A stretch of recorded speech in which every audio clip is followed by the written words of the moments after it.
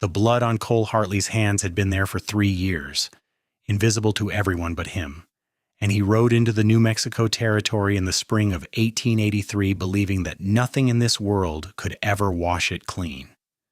He had been drifting since the war ended, moving from ranch to ranch, town to town, never staying long enough for anyone to ask questions about the haunted look in his gray eyes or the way he flinched at sudden noises.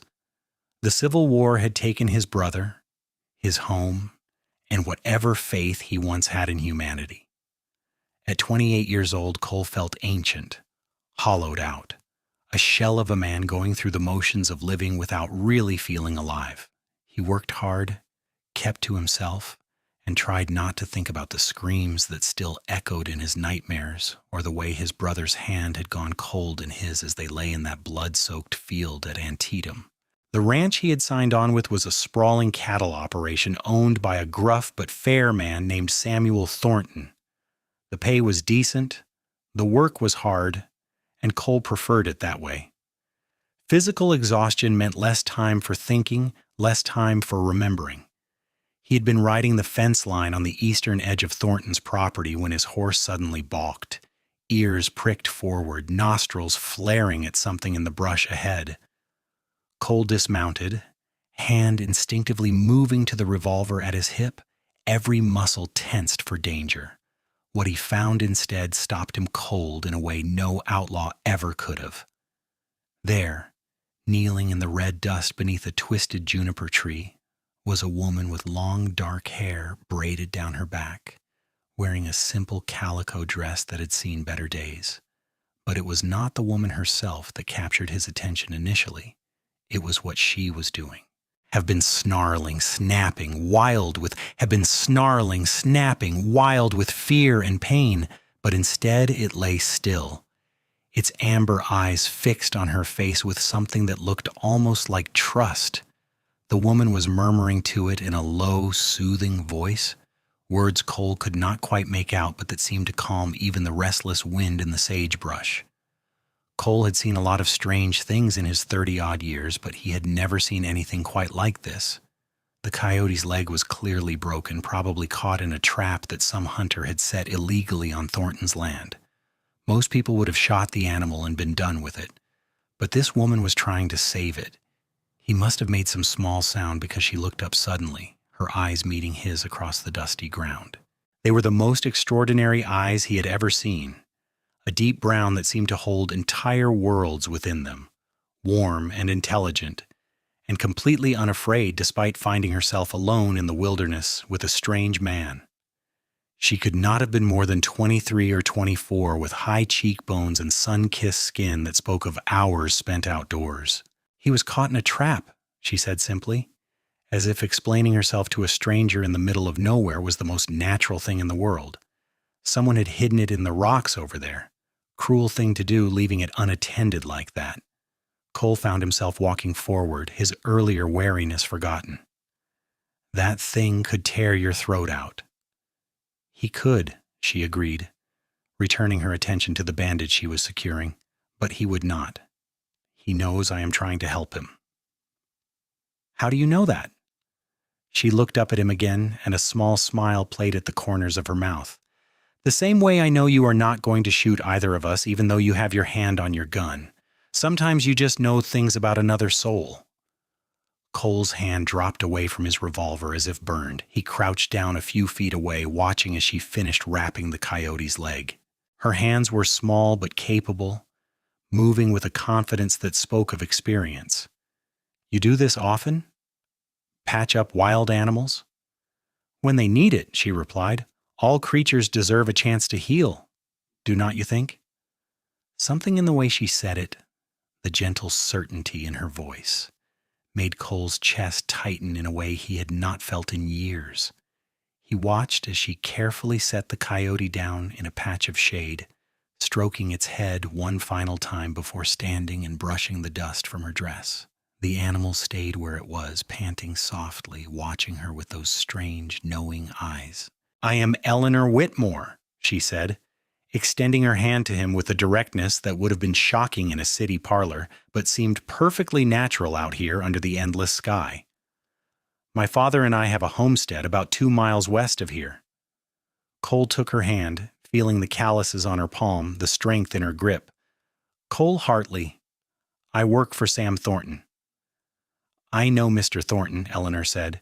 He is a good man. Came to help us when our barn roof collapsed last winter.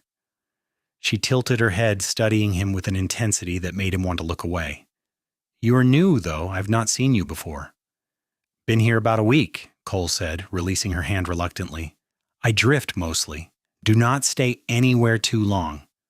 Why not?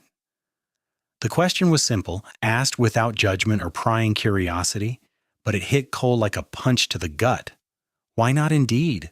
Because staying meant forming connections, and connections meant caring, and caring meant risking the kind of pain he had felt when his brother died in his arms. But he could not say all that to this strange, beautiful woman who nursed wounded coyotes in the middle of nowhere. Just easier this way, he said finally. Eleanor looked at him for a long moment, and Cole had the unsettling feeling that she could see right through him, past all his carefully constructed walls to the broken, bleeding thing underneath. I think, she said quietly, that easy and right are not always the same thing. Before Cole could respond, she gathered up her medical supplies and the trap she had dismantled, nodded to him politely, and started walking west across the scrubland. He stood there watching her go, this slip of a woman who seemed completely unafraid of the wild country or the dangers it held, until she disappeared over a rise in the land. The coyote remained in the shade for a few more minutes, then limped off in the opposite direction, toward the foothills where its den probably was. Cole remounted his horse and tried to return to his work, but he could not get Eleanor Whitmore out of his mind. That night, lying in his bunk in the ranch house, he kept seeing her gentle hands on that coyote's leg, kept hearing her say that all creatures deserved a chance to heal. He wondered if she really believed that. He wondered if it could possibly be true for someone like him, someone whose hands had dealt death, whose dreams were haunted by ghosts. The next day, Cole found himself volunteering to check the water sources on the western edge of the property, the part that bordered where Eleanor had said her homestead was located. He told himself it was just curiosity, nothing more. He found her again around midday, this time working in a vegetable garden behind a small but sturdy cabin. Can I help you, son? The man called out, and he looked up sharply when Cole approached. Can I help you, son? The man called out, his tone friendly enough but wary. Papa, this is Mr. Hartley, Eleanor said, rising from where she had been weeding between rows of beans. He works for Mr. Thornton. Mr. Hartley, this is my father, Joseph Whitmore. Cole dismounted and shook the older man's hand. I was checking your water source, making sure nothing was fouling it upstream. Thornton likes to be a good neighbor. Appreciate that, Joseph said, his blue eyes shrewd and assessing. Eleanor mentioned meeting you yesterday. Said you did not shoot her for helping that coyote. Seemed like that would have been poor manners, Cole said, and was rewarded by a bark of laughter from Joseph and a warm smile from Eleanor. Come on up to the house, Joseph invited. Least we can do is offer you some water and maybe some of Eleanor's cornbread, best in the territory. Cole knew he should decline, should finish his work and get back to the ranch, but he found himself accepting instead. The Whitmore cabin was small but immaculately kept, with wildflowers in a jar on the table and books lining a shelf on one wall. It had been years since Cole had been in a real home, and the warmth of it made something ache deep in his chest. Eleanor served him water in a tin cup and a thick slice of cornbread with honey, and Cole had to admit it was the best he had ever tasted. Joseph talked easily about the challenges of homesteading in New Mexico territory, about the drought that had hit 2 summers ago and the hard winter that followed. Eleanor added comments here and there, but mostly she watched Cole with those perceptive eyes, and he found himself talking more than he had in years. He told them about growing up in Virginia, about his family's small farm before the war. He did not mention his brother could not bring himself to go there yet, but he talked about other things, small memories he had thought were buried forever. Eleanor listened like his words mattered, like his past was something worth preserving, and Cole felt something shift inside him, some tiny crack in the walls he had built around his heart. When he finally took his leave, the sun was already starting its descent toward the western horizon. Eleanor walked him out to where his horse was tethered, and for a moment they stood in comfortable silence, listening to the evening birds calling in the scrub brush. "Your Coyote," Cole said finally. "You think he will make it?" "I saw him this morning," Eleanor replied. "He was drinking at the creek, favoring that leg, but moving well enough. Wild things are resilient. They heal if you give them half a chance." "And broken things, what?" Cole asked before he could stop himself. "Do they heal too?" Eleanor turned to face him fully, and the look in her eyes was so full of compassion that Cole almost could not bear it. "Broken is not the same as destroyed," she said softly. "Sometimes the broken places are where the light gets in."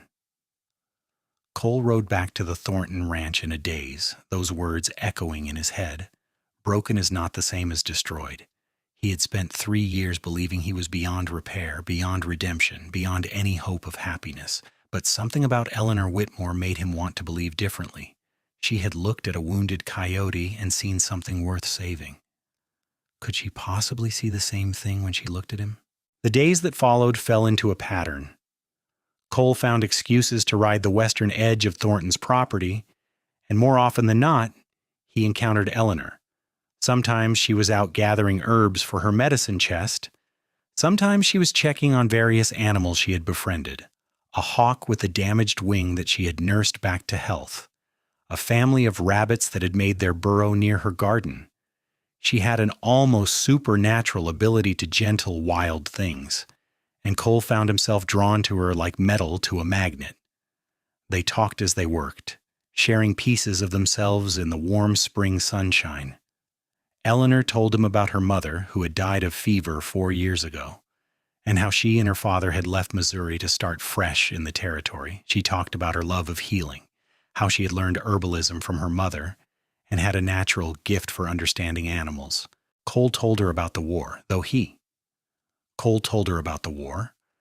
still could not bring himself to speak of his brother's death. He talked about the things he had seen, the friends he had lost, the way the world had seemed to lose all its color after the fighting ended. Eleanor listened without judgment, without the pity he had seen in so many other eyes, and somehow that made it easier to keep talking. "You carry your ghosts with you," she observed one afternoon as they sat beside a stream watching water striders dance across the surface. "I can see them in your eyes sometimes." "Is that why you keep talking to me?" Cole asked, trying to keep his tone light. "Because I am another wounded creature for you to fix?" "No," Eleanor said firmly. "I talk to you because I like you, because you are kind and thoughtful, and you notice things most people miss. Because when you smile, which is not nearly often enough, it feels like watching the sun come out from behind clouds." She paused, her cheeks coloring slightly. "And because I think you might like talking to me too." Cole felt his heart hammering in his chest. He had not let himself hope, had not let himself imagine that she might feel even a fraction of what he was beginning to feel for her. "I do," he said quietly, "more than I have liked anything in a very long time." Eleanor's smile was radiant, and Cole felt something long dormant stirring in his chest. It terrified him and thrilled him in equal measure. He reached out slowly, giving her plenty of time to pull away, and took her hand in his. Her fingers curled around his, warm and sure, and they sat like that until the sun began to set, neither of them wanting to break the spell. As spring turned to early summer, Cole found himself spending more and more time at the Whitmore homestead. Joseph seemed to approve of him, or at least did not object to his presence, and Cole made himself useful however he could, helping with repairs around the property and heavy work that was difficult for an aging man and his daughter to manage alone. Sam Thornton noticed Cole's frequent absences, but said nothing, just gave him a knowing smile and told him to make sure his work got done. Cole did his work and more, rising early and staying late to make up for the hours he spent with Eleanor. He could not seem to stay away from her. She fascinated him, challenged him, made him feel alive in a way he had forgotten was possible. She argued with him about books and politics, taught him about plants and healing, showed him how to approach wild animals without frightening them. She treated him like he was whole, like his broken pieces did not define him. And slowly, painfully, beautifully, Cole began to believe that maybe she was right. One evening in late June, they were sitting on the porch of the Whitmore cabin watching the stars emerge in the darkening sky. Joseph had gone to bed trusting them to maintain propriety, and Cole and Eleanor sat close enough that their shoulders touched, a constant warm point of contact that sent electricity through Cole's entire body. "I need to tell you something," Cole said quietly, the words forcing themselves out before he could change his mind. "About why I left Virginia, about what happened during the war." Eleanor turned to face him, and he could feel her steady gaze even in the darkness. "You do not have to tell me anything you are not ready to share." "I want to," Cole said, and realized it was true. "I need you to know. Need you to understand what you are getting into with me." "What I'm getting into?" Eleanor repeated softly, and even in the dim light Cole could see the small smile playing at her lips.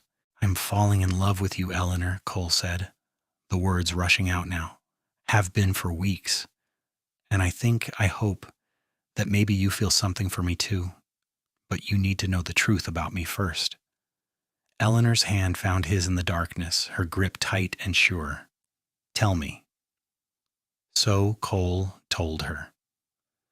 About his younger brother Thomas, barely 18 when the war started, following Cole into the fight because he idolized his older brother and could not imagine being left behind.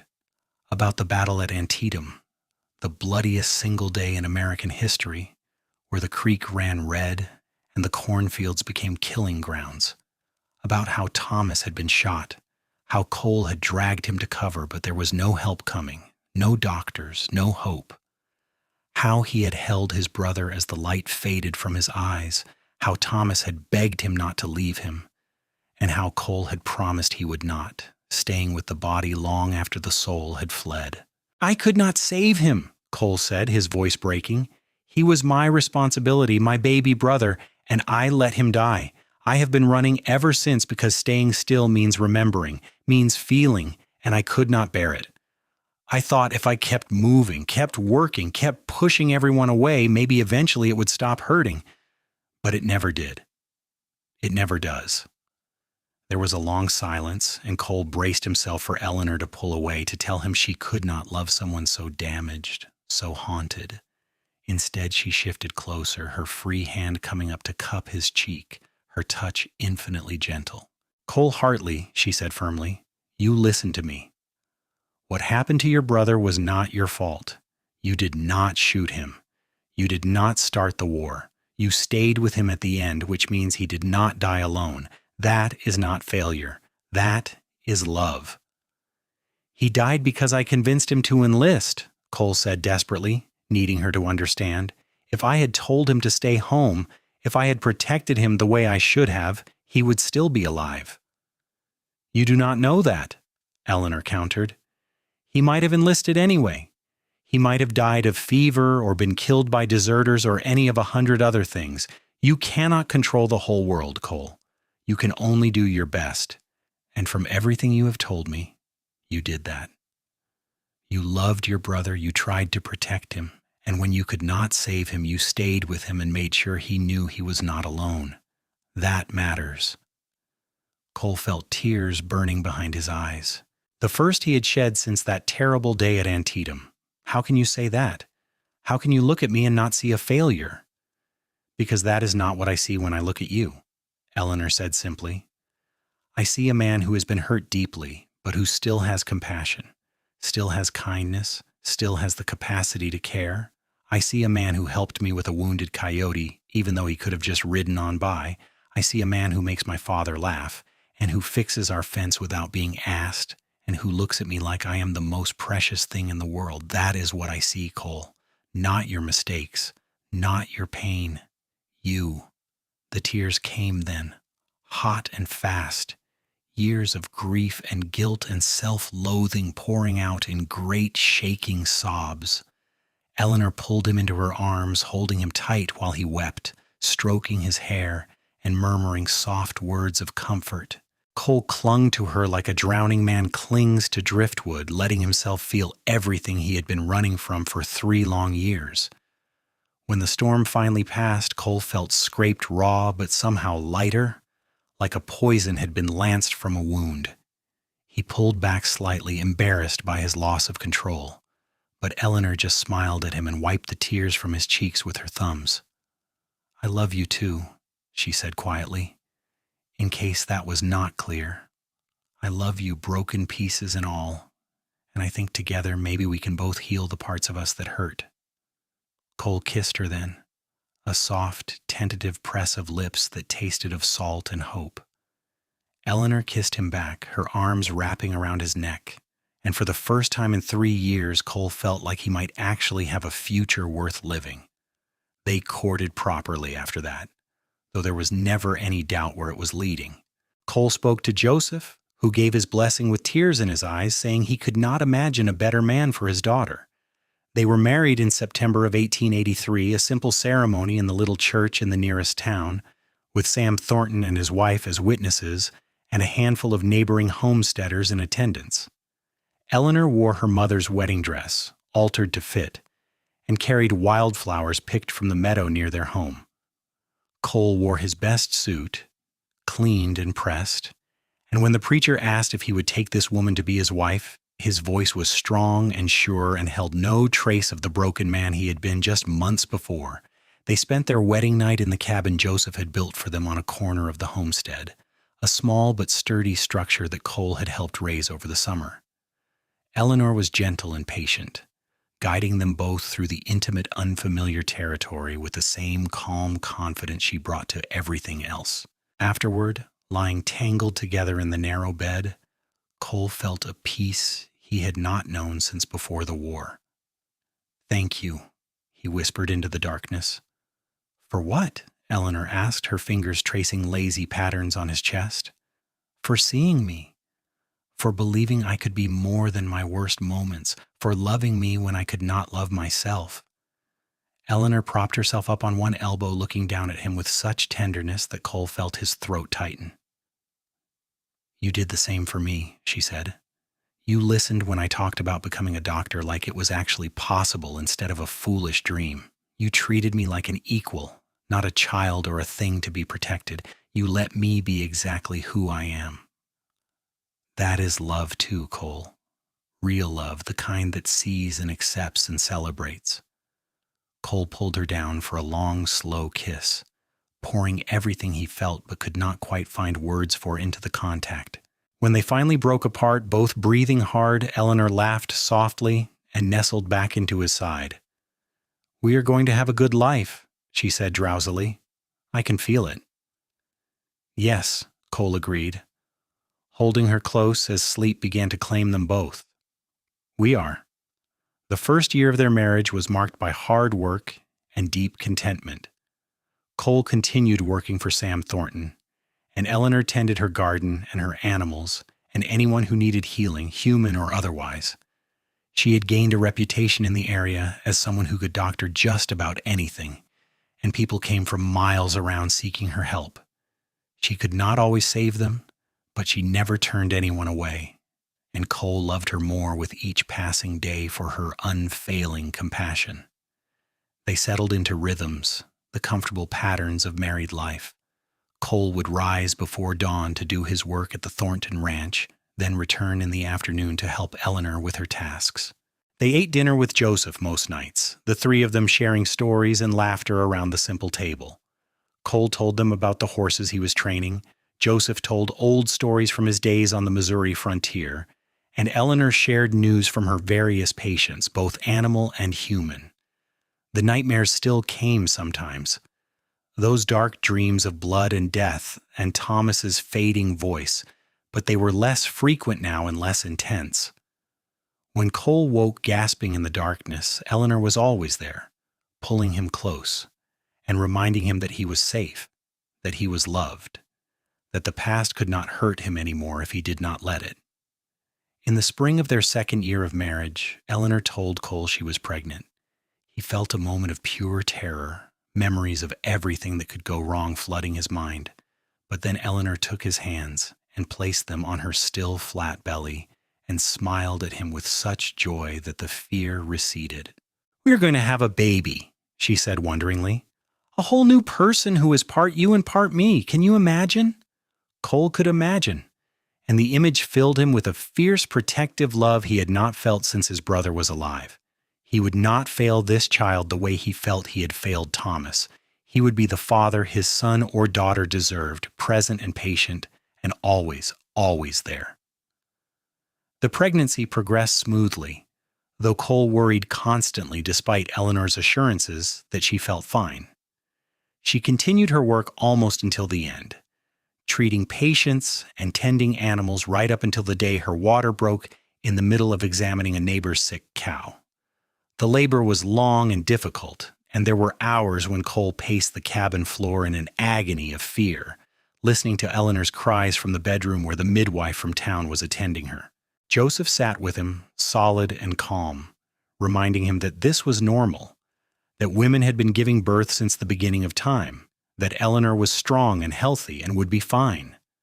When the midwife finally emerged carrying a squalling bundle wrapped in blankets, Cole felt his knees go weak with relief. "You have a son," she said, smiling, "and your wife is asking for you."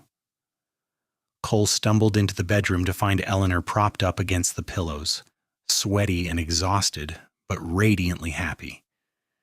She held out her arms and he went to her, carefully sitting on the edge of the bed so he could see the tiny red face of his newborn son.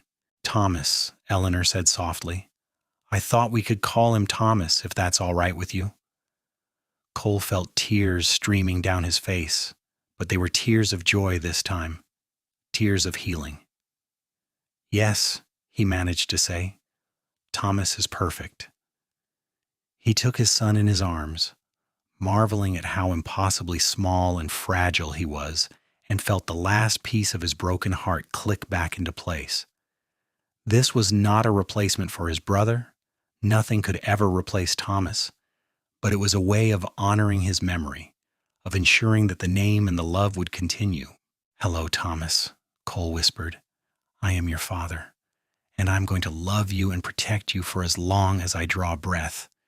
You have the most amazing mother in the world, and she is going to teach you to be kind and brave and compassionate, and we are all going to be happy together. I promise you that."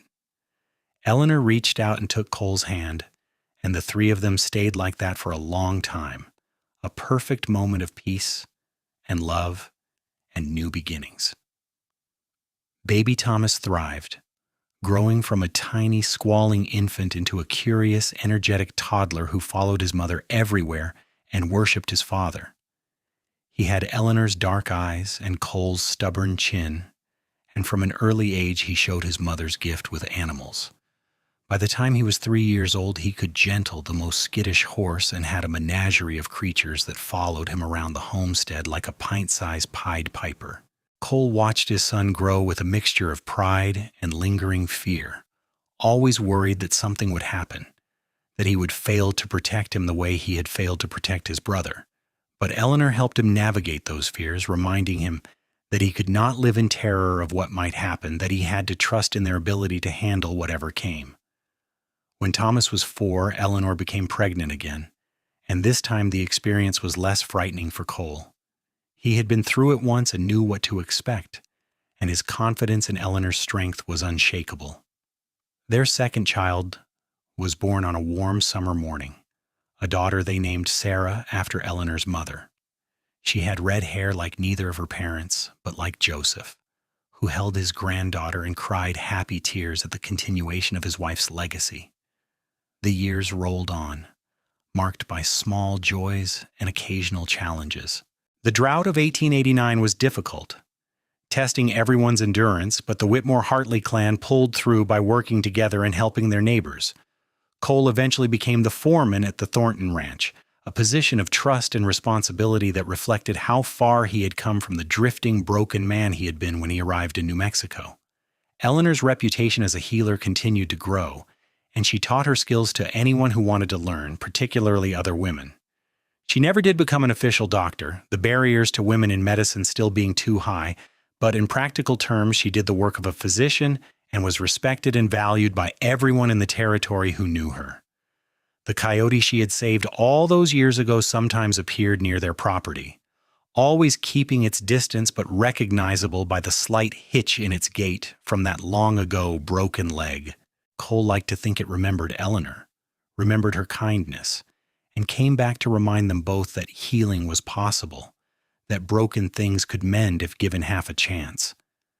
Joseph lived to see his grandchildren grow into intelligent, capable young people, and he died peacefully in his sleep at the age of 74, content in the knowledge that his daughter was happy and loved and would be cared for.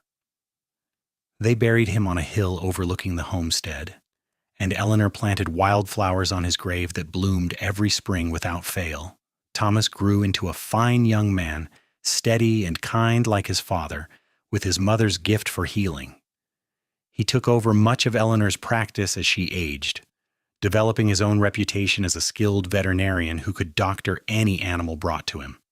Sarah proved to have a head for business and a fierce independence that reminded Cole of Eleanor.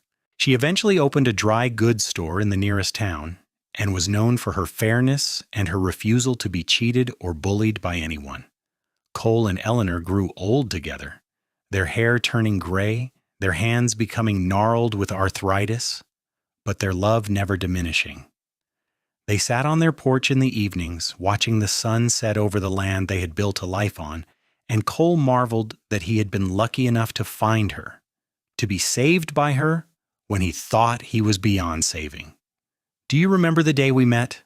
Eleanor asked one evening, her hand clasped in his as they watched their grandchildren play in the yard. Thomas had married a sweet-natured woman named Mary, and they had blessed Cole and Eleanor with 3 grandchildren who were the lights of their lives. "Every detail," Cole said. "You were kneeling in the dust with that coyote in your lap, and I thought you were the bravest, strangest, most beautiful thing I had ever seen." "I knew then," Eleanor said softly. "I knew you needed healing just as much as that coyote did, maybe more." "You saved me," Cole said, lifting her hand to his lips and kissing it gently. "In every way a person can be saved." "We saved each other," Eleanor corrected. "You taught me that I was not alone, that someone could see all of me, dreams and ambitions and stubbornness, and love me for it rather than despite it. You made me believe I could be more than what the world said I should be." "Best thing I ever did was follow that fence line west," Cole said. "Best decision I ever made was stopping instead of riding past. 30 years married to you, Eleanor Hartley, and I still wake up grateful every single morning." "Only 30, Eleanor teased. "It feels like I've loved you my whole life." "Maybe you have," Cole said. "Maybe some souls are just meant to find each other, no matter how broken or lost they get along the way." They sat in comfortable silence as the sky turned purple and gold, listening to the sounds of family and home around them. Cole thought about the man he had been when he rode into New Mexico territory all those years ago, hollow and haunted, and convinced that happiness was beyond his reach. He thought about his brother Thomas, whose memory he had finally learned to honor without drowning in grief, and how his son carried that name forward with joy instead of sorrow.